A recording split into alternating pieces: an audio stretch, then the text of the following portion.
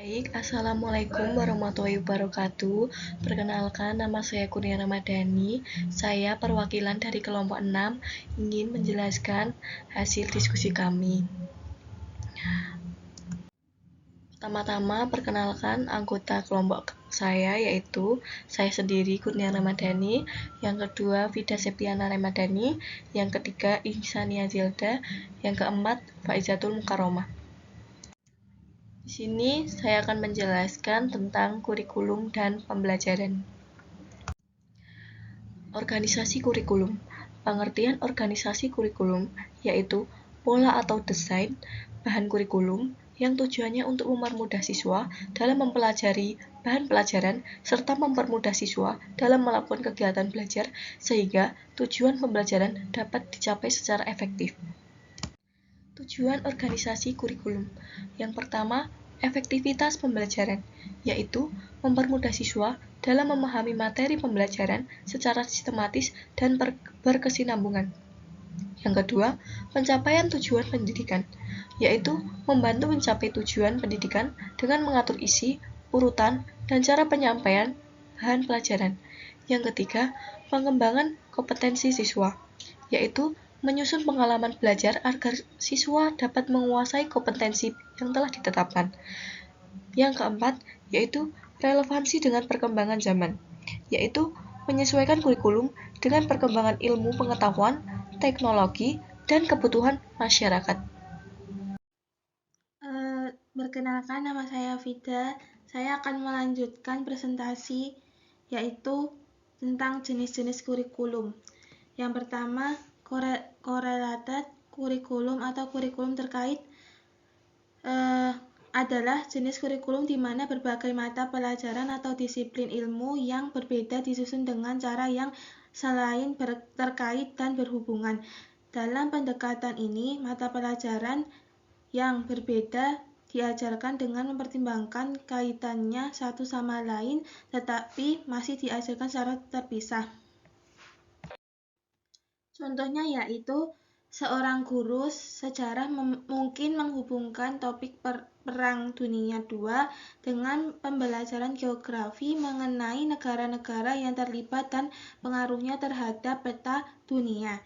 Namun, pembelajaran sejarah dan geografi tetap dilakukan sebagai mata pelajaran terpisah. Jenis-jenis yang kedua yaitu separated subject curriculum atau kurikulum mata pelajaran terpisah.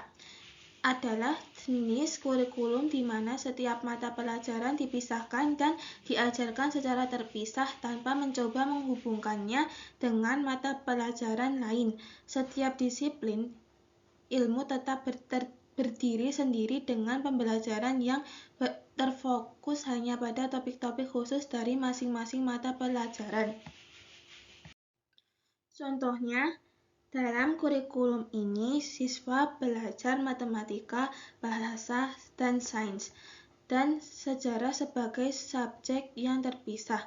Pembelajaran di dalam masing-masing mata pelajaran tidak mencoba untuk mengaitkan dengan mata pelajaran lain.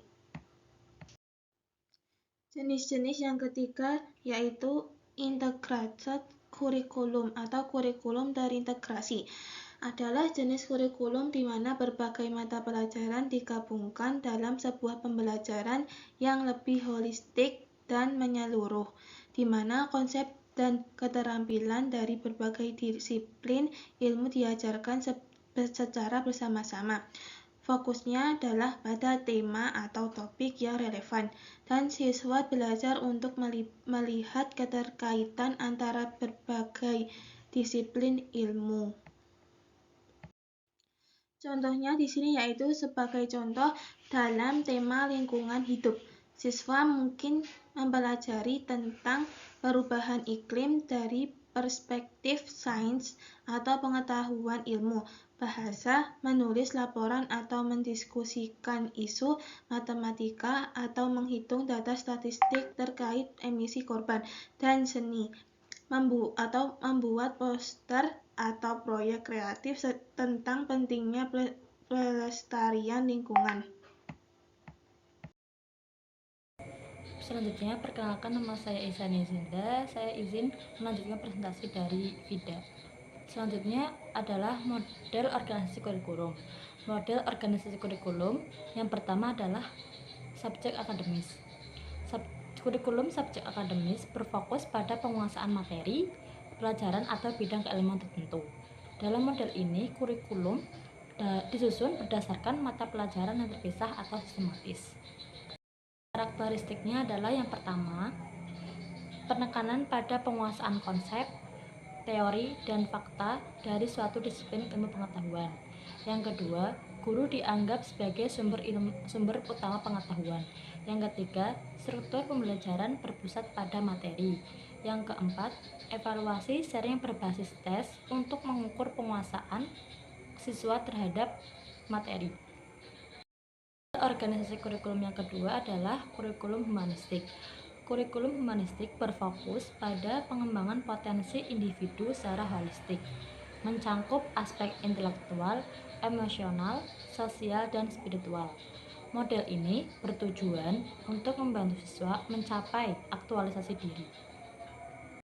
Karakteristiknya adalah yang pertama, berpusat pada siswa dan menghormati kebutuhan serta minat setiap individu. Yang kedua, menentukan pembelajaran yang relevan dengan kehidupan sehari-hari. Yang ketiga, guru berperan sebagai fasilitator, bukan hanya penyampai materi. Yang keempat, pembelajaran lebih fleksibel dan interaktif. Model organisasi kurikulum selanjutnya yaitu kurikulum rekonstruksi sosial. Kurikulum rekonstruksi sosial ini lebih menekankan pada problem-problem yang dihadapi murid dalam kehidupan masyarakat. Konsep kurikulum ini mengemukakan bahwa pendidikan bukanlah merupakan upaya sendiri, melainkan merupakan kegiatan bersama, interaksi, dan kerjasama. Interaksi atau kerjasama dapat terjadi pada siswa dengan guru, siswa dengan siswa, siswa dengan orang di lingkungannya. Dengan kerjasama semacam ini, para siswa berusaha memecahkan problem-problem yang dihadapi dalam masyarakat agar menjadi masyarakat yang lebih baik. Pendidikan menurut konsepsi kurikulum rekonstruksi sosial ini memiliki pengaruh merubah dan memberi corak baru kepada masyarakat dan kebudayaan. Model organisasi kurikulum yang keempat yaitu kurikulum teknologi. Dalam pandangan teknologi, kurikulum merupakan proses teknologi untuk menghasilkan tuntutan kebutuhan tenaga yang mampu membuat keputusan. Penerapan teknologi dalam pendidikan, khususnya kurikulum meliputi dua bentuk yaitu perangkat lunak atau software dan perangkat keras. Penerapan teknologi perangkat keras dalam pendidikan dikenal sebagai teknologi alat atau tools teknologi. Sedangkan penerapan teknologi perangkat lunak dapat disebut juga teknologi sistem atau sistem teknologi. Dengan teknologi diusahakan terjadinya proses belajar mengajar, terutama dalam teknik mengajar dapat dikuasai sepenuhnya sehingga dapat menjamin hasil yang sama. Teknologi pendidikan memberikan dasar ilmiah dan empirik kepada proses belajar mengajar. Pengeterapan teknologi telah dikenal dalam kurikulum 1975. Setiap guru diharuskan menggunakan prosedur pengembangan sistem instruksional atau PPSI, pengajaran modul, evaluasi belajar tahap akhir atau EBTANAS, dan sistem penerimaan mahasiswa baru atau SIPEN Maru, belajar mengajar berbasis internet, dan lain sebagainya. Jadi kesimpulannya yaitu kurikulum dan pembelajaran merupakan bagian penting dalam proses pendidikan yang dirancang untuk mempermudah siswa dalam memahami materi secara efektif dan sistematis. Organisasi kurikulum bertujuan agar siswa dapat mencapai kompetensi yang diharapkan serta relevan dengan perkembangan zaman. Jenis-jenis kurikulum terdiri dari 3 jenis. Yang pertama, korelat kurikulum atau kurikulum terkait, yaitu menghubungkan mata pelajaran yang berbeda tapi tetap diajarkan secara terpisah. Yang kedua, separat subjek kurikulum atau kurikulum terpisah, yaitu setiap mata pelajaran diajarkan secara mandiri tanpa keterkaitan satu sama lain. Yang ketiga, integrat kurikulum atau kurikulum terintegrasi, yaitu menggabungkan berbagai mata pelajaran dalam satu tema pembelajaran. Model organisasi kurikulum meliputi yang pertama, kurikulum subjek akademis, yaitu berfokus pada penguasaan materi pembelajaran. Yang kedua, kurikulum humanistik, yaitu menekankan pengembangan potensi individu secara holistik. Yang ketiga, kurikulum rekonstruksi sosial, yaitu mendorong siswa terlibat dalam memecahkan masalah sosial di masyarakat. Yang keempat, kurikulum teknologi, yaitu mengintegrasikan teknologi sebagai alat dan sistem dalam proses pembelajaran. Secara keseluruhan, kurikulum yang baik adalah kurikulum yang mampu menyesuaikan diri dengan kebutuhan zaman, memperdayakan siswa, serta memfasilitasi proses belajar secara efektif dan relevan dengan kehidupan nyata. Sekian, terima kasih. Wassalamualaikum warahmatullahi wabarakatuh.